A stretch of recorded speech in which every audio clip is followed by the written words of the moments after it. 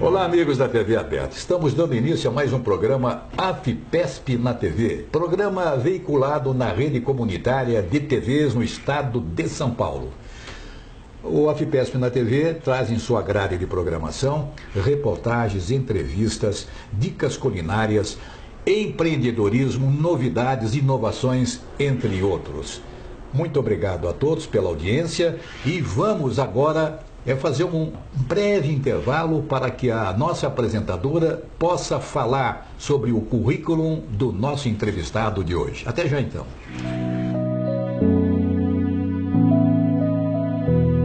Olá, acompanhe nos próximos minutos uma entrevista exclusiva do programa AFPESP na TV, com o deputado federal Major Olímpio. Major Olímpio ingressou na Polícia Militar em 1978. É bacharel em Ciências Jurídicas e Sociais, jornalista, professor de Educação Física, técnico de defesa pessoal, instrutor de tiros e autor de livros voltados para a questão da segurança. Exerce seu primeiro mandato como deputado federal, tendo sido eleito com quase 180 mil votos. Quem o entrevista é o presidente da AFPESP, Antônio Carlos Duarte Moreira, com temas sobre a política nacional e os projetos de interesse dos servidores públicos. Confira.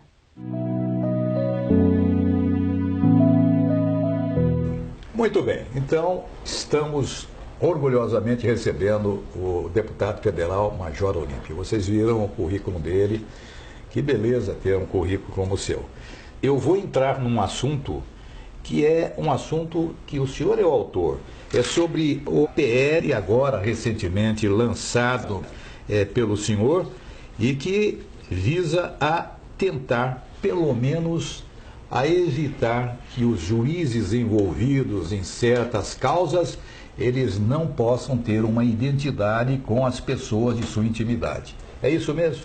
É justamente isso. Em primeiro lugar, ninguém defende com mais veemência as instituições públicas, a magistratura brasileira, o Ministério Público, a polícia, todos os segmentos de servidores, do que eu faço, e por convicção. Então, esse projeto, quando se diz, olha, é uma perseguição com os magistrados, não, ao contrário, porque esse projeto, ele não vai se aplicar nunca a 99,9% dos magistrados brasileiros. Agora, eu fiz uma modificação e tem uma razão, sim, e foi 2 casos de concessão de habeas corpus pelo ministro do Supremo Tribunal Federal, Gilmar Mendes. Nós temos que dizer a realidade das coisas, em que ele concedeu habeas corpus para o Eike Batista e para o Barata Filho, empresário de transporte que foi preso do Rio de Janeiro também.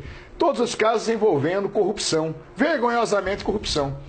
E a esposa dele funcionando como membro de um escritório de advocacia que faz a defesa do Eike Batista. Casos em que nós podemos dizer que há um impedimento, a lei já diz isso. O que eu fiz? O Código de Processo Penal ele já traz casos de impedimentos e suspeição, mas de forma genérica. Em 1941, quando foi editado o Código de Processo Penal, havia um pressuposto. O próprio juiz, o próprio magistrado ou tribunal, o membro, já vai se declarar impedido ou suspeito de ofício em função disso. Logicamente, nós tivemos o advento do Código de Processo Civil mais recentemente, e o Código de Processo Civil ele já esmiuçou as circunstâncias dessa suspeição e desse impedimento.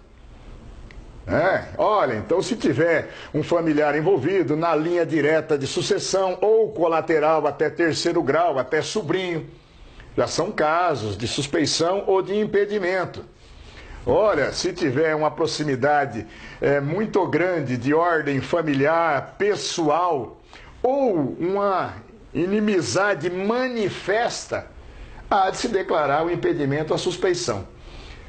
E o que ficou? Essa lacuna da lei fez com que ministro como Gilmar Mendes, da mais alta corte brasileira, ele entendesse e na sua arrogância peculiar ainda dizer, não é caso de suspeição, sequer o fato de eu ser padrinho de casamento da filha do Barata. Porque eu posso ser padrinho de casamento e não ter relação de proximidade. Ora, ministro, pelo amor de Deus. Então, o que nós fizemos? Além de trazer o conteúdo do Código de Processo Civil para o Código de Processo Penal, já que ficou essa janela para o ministro e tantos outros magistrados interpretar se há suspeição e impedimento, nós estamos trazendo com clareza o texto do Código de Processo Civil para o Código de Processo Penal. E no Código Penal brasileiro, nós estamos estabelecendo tipos penais, estabelecendo crime para quem não se declarar impedido ou suspeito. No caso da suspeição, com uma pena de 1 a 2 anos. E no caso do impedimento, com uma pena de 2 a 4 anos. Olha, o que nós queremos fazer é dizer, senhores magistrados, aquele 0,1% que quer ficar nessa zona cinzenta, pelo amor de Deus, não envergonhem a magistratura brasileira. Quando se faz uma lei, não é para que haja a punição, e sim para que aquilo ali seja um cerceamento de conduta. Então eu fiz questão de fazer isso, a imprensa está chamando de lei Gilmar Mendes, não é esse o objetivo de entrar num enfrentamento com o ministro. Não pode ficar esse deboche com a opinião pública, não pode ser capa de todos os jornais e revistas do país, todas as mídias. E o ministro dizendo, olha, a minha interpretação é diferente, então eu faço o que eu quero. Ninguém está acima da lei no nosso país. Ninguém. Eu já sou contrário a esses foros privilegiados. A gente sabe muito bem que está tentando mudar a lei eleitoral agora. A maioria dos meus colegas deputados e senadores é para se garantir no mandato, para não ser julgado por um tribunal em primeira instância, por um juiz. Exato. É para cá não cair na mão do Moro lá no Paraná, ou na mão do juiz de Brasília, ou do juiz do Rio de Janeiro, ou de São Paulo. Exatamente isso. Nós precisamos acabar com essas coisas no nosso país, de se imaginar também que se eu estou numa condição, eu estou acima da lei. Então, nem o ministro Gilmar Mendes, nem nenhum dos magistrados ou representantes dos tribunais, não se aplica só aos integrantes dos tribunais superiores, não. Se aplicam a todos os magistrados brasileiros. E com absoluta tranquilidade. Olha, não é um projeto do Olímpio para ser revanchista com o Ministério Público, para ser revanchista com a magistratura brasileira. Deus me livre, ao contrário. Nós temos que acreditar na nossa justiça, nós temos que acreditar no padrão ético e moral daqueles que estão fazendo, e na isenção daqueles que estão julgando. Nem mesmo o ministro do Supremo Tribunal Federal, ele está acima da lei. Nem as suas interpretações a respeito do que possa ser um impedimento para funcionar num processo, não deva obedecer um regramento maior que é aplicável para toda a sociedade. Foi por isso que nós fizemos esse projeto. Bem, o deputado Major Olímpio, deputado federal, muito veemente, mas nós temos que encerrar o programa com uma pergunta que é motivo de todas as atenções entre os servidores públicos e os trabalhadores em geral, a reforma da Previdência. Deputados, estão informando que o governo federal está querendo dividir a reforma, deixando certas incumbências para os estados e municípios. Como o senhor vê essa situação que se propõe? O governo está desesperado porque colocou como uma marca de governo reformar a Previdência. E reformar a Previdência, a mentira que foi passado muito dinheiro público de propaganda, foi dizer que a causa da quebra na Previdência estava exatamente nos servidores públicos em todos os níveis.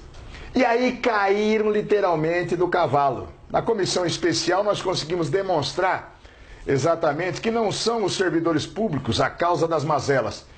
Tampouco nós estamos admitindo sequer que haja esse desequilíbrio que o governo diz que tem.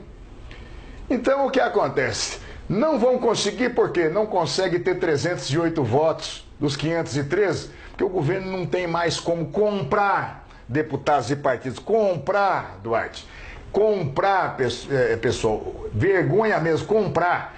Como o governo teve que comprar, o presidente teve que comprar permanecer no governo, e agora vai ter que comprar na outra denúncia. E aquele negócio, infelizmente, os deputados e senadores, numa grande maioria corruptos, querem sim vender a sua dignidade e o seu voto. Mas o governo não tem mais como pagar. Agora, isso de tentar dividir para fazer, olha, vamos votar alguma coisa, nós também estaremos vigilantes com isso.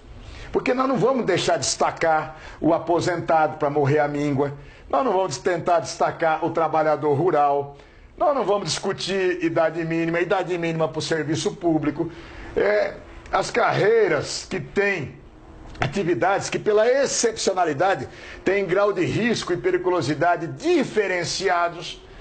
Então, eu não sei qual é que vai ser a apresentação do governo para convencer os parlamentares. Eu já estou convencido de que não aceito, como muitos deputados não aceitam, principalmente aqueles que têm compromisso com os servidores públicos, não aceitaremos qualquer fatiamento, porque tentar nos dividir é para nos arrebentar amanhã, e isso nós não vamos cair nessa esparrela. Eu quero agradecer a honrosa presença do deputado federal Major Olímpio, que em todas as oportunidades tem enaltecido o trabalho da FIPESP e os nossos associados, sejam eles ativos ou pensionistas ou aposentados. Obrigado, Major Olímpio, pela sua defesa, que tem sido assim uma defesa das mais espetaculares que nós temos recebido em termos da Câmara Federal. Muito obrigado. Eu que agradeço a confiança.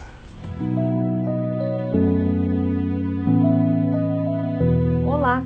A Associação Nacional dos Delegados da Polícia Federal promoveu em São Paulo, nos dias 9 e 10 de novembro, o Simpósio Nacional de Combate à Corrupção, no auditório das Faculdades Integradas Rio Branco.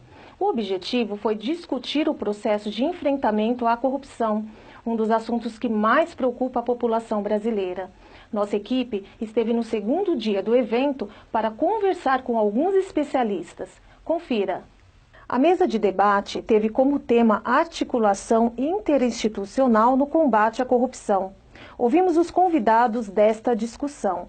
Roberto Liviano, promotor de justiça do Estado de São Paulo e presidente do Instituto Não Aceito Corrupção, foi enfático em sua análise sobre o cenário atual. O trabalho integrado do Ministério Público, da Polícia, Judiciário, Receita Federal é extremamente importante. Esse trabalho tem sido objeto de reconhecimento nacional e internacional pela sociedade e recebido prêmios. Sem sombra de dúvida, ele está tornando a ideia da isonomia, a igualdade de todos perante a lei, muito mais do que um preceito legal, uma realidade concreta. Aqueles que se achavam intocáveis estão sendo atingidos pela lei. Os detentores de poder econômico e político finalmente são alcançados pela lei, são investigados, processados e punidos. No entanto, nós precisamos ter a clareza que nós estamos tocando a ponta do iceberg. Há muitas barreiras a ser ainda superadas. Nós temos que eliminar a cultura dos privilégios. Nós temos o foro privilegiado, que precisa ser removido da nossa legislação. Nós precisamos modificar a forma de escolha dos ministros do Supremo Tribunal Federal, do STJ, dos Tribunais de Contas. Até porque, recentemente, aliás, uma semana atrás, a pesquisa Latino Barômetro, que é feita há mais de 20 anos na América Latina, examinando dados econômicos, sociais e políticos, concluiu, pela primeira vez em todas as edições desta pesquisa, que a angústia com a corrupção é a mais grave num país, no Brasil. 1/3 dos brasileiros estão preocupados, acima de tudo, com corrupção. E além disso, e mais grave ainda do que isso, 97% dos brasileiros consideram que os políticos aqui governam para si e não para o bem comum. Não podemos nos esquecer que há poucos meses foi feita a maior apreensão de dinheiro vivo da história do país, 51 milhões no bunker de Gedel, que você encontra no Google, com centenas de impressões digitais, relembrando o caixa forte de Tio Patinhas. E o indivíduo, ao invés de explicar a origem do dinheiro, ele pede para ser identificado o denunciante. Escárnio ao povo brasileiro. Hamilton Caputo Delfino, secretário de Controle Externo do Tribunal de Contas da União do Estado de São Paulo e PhD em Economia pela Universidade da Flórida, falou sobre a importância do controle das contas públicas. É fundamental você também atuar nas causas desses problemas, né, para evitar que mais desvios aconteçam. E isso, muitas vezes, uma vez identificando o problema, isso acaba se revertendo em determinações do tribunal ou recomendações, né, de adoção de determinados procedimentos. E isso só se efetiva, ele só leva a resultados transformadores mesmo, se elas são depois monitoradas. Você tem todo um trabalho de induzir o órgão a adotar uma série de procedimentos, mas nós, enquanto instituição de controle, temos que acompanhar essa adoção e certificar de que isso efetivamente foi implementado. O professor Gustavo Justino de Oliveira, docente da USP, com vários pós-doutorados em universidades da Alemanha, Inglaterra e Portugal, reforçou como é fundamental a cooperação entre as instituições para melhor combater a corrupção. Para que haja uma cooperação interinstitucional efetiva, né, há a necessidade de um bom entrosamento entre as instituições. Se nós temos um sistema que é multiagências de combate à corrupção, não é? É muito importante que cada órgão, cada ente público, cada instituição reconheça suas competências e saiba que não deve haver competição entre os órgãos, né? Nesse sentido. Então, justamente a união, os esforços, a articulação vai fortalecer a sua competência, né? E juntos vão alcançar os resultados e os objetivos, as metas que são necessárias de prevenção, de contenção, de combate e, eventualmente, também de responsabilização por atos de corrupção. Neste debate, Roberto Viegas, superintendente da Controladoria Regional da União do Estado de São Paulo, explanou sobre as dificuldades do passado para gerar relatórios sobre a corrupção. Eu tinha que chegar a um povoado para verificar uma reforma, ou melhor, uma construção de escola que consumiu R$92 mil.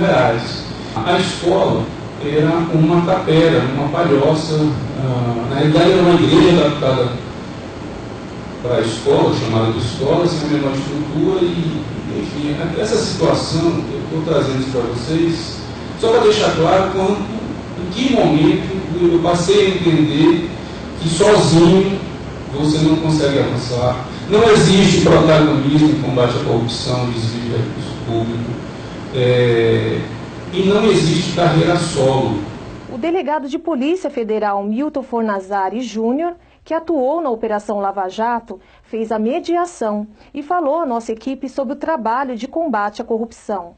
Nós temos hoje uma realidade já melhor do que foi no passado no combate à corrupção, né? Nós temos novos instrumentos jurídicos em vigor, temos a colaboração premiada, a cooperação jurídica internacional, dentre outros, né? E há hoje uma cultura maior entre as instituições públicas, né, no sentido de se articularem e para combater o crime organizado e a corrupção. Então, com isso, né, também com um sentimento cultural da nossa sociedade brasileira, também há hoje um movimento, né, na sua grande maioria da sociedade, de se ver um combate real e efetivo a todos os tipos de corrupção em todos os níveis de governo. Então, espero que nós estejamos no caminho certo, né? A delegada de polícia e associada da FEPESP, Tânia Fernanda Prado Pereira, diretora regional da ADPF em São Paulo e presidente do SINDPF São Paulo, foi uma das organizadoras do evento e explicou outros objetivos da atividade à nossa equipe. Esse simpósio para nós, né, ao mesmo tempo um motivo de orgulho, né, de ver como ele está fazendo sucesso, replicando bastante nas redes sociais, né. Ontem nós vimos que 7 mil pessoas visualizaram, entre 7 mil e 8 mil pessoas visualizaram no site, né, no Facebook, e também estamos contentes de receber tantas representações, né, assim, de diversos órgãos relacionados ao combate à corrupção, também os representantes de movimentos, né, dessa luta também contra a corrupção, e ao mesmo tempo em que tivemos essa mudança do diretor-geral, que causou um impacto muito grande também para nós, e ontem na mesa de abertura falamos muito sobre isso, né, sobre o que representa essa mudança na instituição. É uma fragilidade sem dúvida, porque a Polícia Federal não possui autonomia, então está sujeita a alterações conforme o governo do momento. E a nossa luta aqui, a base desse simpósio, é a luta pelo fortalecimento da Polícia Federal. Então, nós estamos batalhando lá na Câmara dos Deputados para que a PEC da autonomia ande. Mas não só isso, né? Porque temos outras questões, como o mandato do diretor-geral. Hoje, o diretor-geral pode ser exonerado a qualquer momento dessa função. Então, estamos lutando também para que haja uma previsão na Constituição de um mandato e também uma lista tríplice para a escolha do diretor, como é no Ministério Público, né? O simpósio da DPF foi prestigiado por muitas autoridades da segurança pública, fortalecendo os ideais no combate à corrupção. Eu acho extremamente importante a interação entre as instituições de Estado para que combatam a corrupção. Estamos vivenciando um protagonismo da Polícia Federal no combate à corrupção, mais especificamente arraigada nos governos e com a cooperação de outros órgãos, como o Ministério Público, até os tribunais de conta e obviamente, sempre basilados pelas decisões judiciais. Então, estamos vivenciando uma nova era, uma nova estrutura de que não mais aceitamos a corrupção. O mais difícil do trabalho nosso é que nós investigamos o poder, quem detém o poder político e econômico, porque esse público é quem tem o dinheiro, está comandando o cofre, está comandando a distribuição das verbas. Então, esse público que é o público que está suscetível a praticar corrupção. Por outro lado, é o público que está no poder e que, neste momento, que nós estamos subordinados hierarquicamente, né? A Polícia Federal é subordinada e hierárquica ao Ministério da Justiça, né? Então, se nós fazemos investigação de corrupção e chegamos ao centro do poder político e econômico, obviamente esse centro do poder político e econômico pode querer intervir na Polícia Federal de algumas maneiras. Podem interferir no nosso orçamento, cortando na aprovação, na proposta que é mandada ao Congresso Nacional, ou contingenciando a aplicação do orçamento que foi aprovado, né? Podem interferir fazendo nomeações políticas para as diretorias e para as superintendências regionais, né? E podem interferir, como somos subordinados hierárquicos, fazendo decretos e amarrações que dificultem o nosso trabalho. E a PEC 412, ela prevê uma autonomia administrativa, financeira e funcional, justamente para evitar que a gente esteja tão ligado hierarquicamente a esse poder político e econômico, que nos dê tranquilidade para fazer as nossas investigações sem ter medo de sermos retaliados. Mas eu tenho muita preocupação de que ocorra no Brasil o que ocorreu na Itália, que não se faz, depois das mãos limpas, não se faz mais combate à corrupção. Olha, agora que a gente já está aqui no final desse primeiro simpósio nacional de combate à corrupção, a gente já está bem satisfeito, né? Pelo nível das palestras e pelo nível dos palestrantes e pelo nível da audiência que prestigiou o evento. Nós contamos com palestrantes do TCU, da CGU, do Ministério Público, da Polícia Federal, da Polícia Civil, do meio acadêmico, enfim, uma série de pessoas trazendo o seu ponto de vista a respeito do combate à corrupção. A gente chegou nesses nomes porque são órgãos parceiros com quem a Polícia Federal sempre atuou nos inquéritos policiais. Então, nada mais justo do que, e melhor, nada mais profícuo do que trazer os vários pontos de vista sobre esse fenômeno que todos nós queremos e devemos combater, né? Como servidores públicos ou como cidadão mesmo. A vereadora de Socorro, Edelide Fátima Nunes de Almeida, foi a primeira autoridade legislativa que escreveu uma moção de apoio à PEC da autonomia da PF. Para a nossa reportagem, agradeceu o presidente da AFEPESP pela doação da locomotiva de Socorro e falou sobre a sua preocupação com o combate à corrupção. Quero fazer uma saudação especial ao nosso presidente, Antônio Carlos Duarte, né? É muito querido em Socorro, ele contribuiu muito para nós, para a nossa locomotiva. E toda a história contra a corrupção é que Socorro foi precursora na primeira moção em apoio à PEC 412, não à corrupção, em apoio à Polícia Federal. O país passa por uma situação delicada, nós precisamos repaginar o nosso país, nós precisamos ter o apoio popular, nós precisamos, além de mais, mostrar que o país nosso tem jeito. Nós precisamos de uma polícia forte, a polícia que merecemos e que podemos. O tema de combate à corrupção é de interesse da sociedade e também dos servidores públicos de todas as carreiras. O primeiro Simpósio Nacional de Combate à Corrupção, realizado pela ADPF São Paulo, indica os novos rumos deste tema no Brasil. Até breve.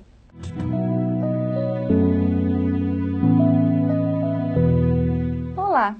Nossa dica gastronômica do programa vem da cidade mineira de Poços de Caldas, mas é uma receita chinesa, o frango xadrez.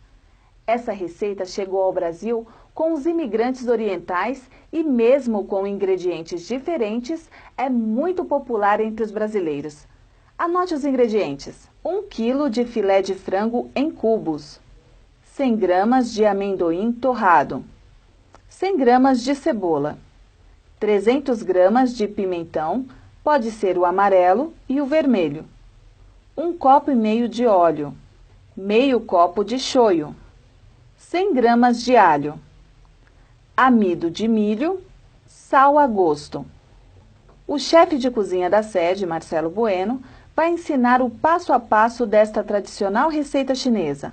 Tempere e frite o filé de frango. Em outra panela, refogue os pimentões, a cebola e o alho. Na sequência, coloque os pedaços de frango fritos, o amendoim e o shoyu. Dissolva o amido de milho em água e coloque para finalizar. O frango xadrez fica muito bem com arroz e salada. E se você é fã da cozinha mineira, imagine essa receita com aquele toque mineiro. É de dar água na boca, não é? Aproveite nossa dica e conheça a unidade AFPESP Poços de Caldas, uma das mais procuradas pelos associados.